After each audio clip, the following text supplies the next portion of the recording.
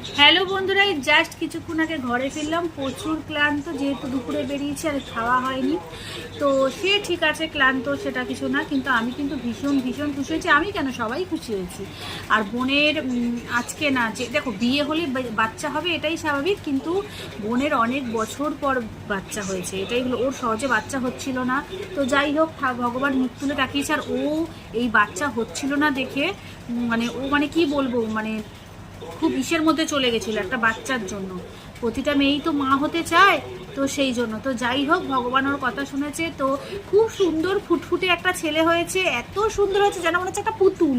হ্যাঁ, তো যাই হোক, দেখাতে তো পারবো না, হাসপাতালে এসব নিয়ম নেই, অবশ্যই দেখাবো বাড়িতে আসলে। তো মাও ভালো আছে, বাচ্চাটাও ভালো আছে।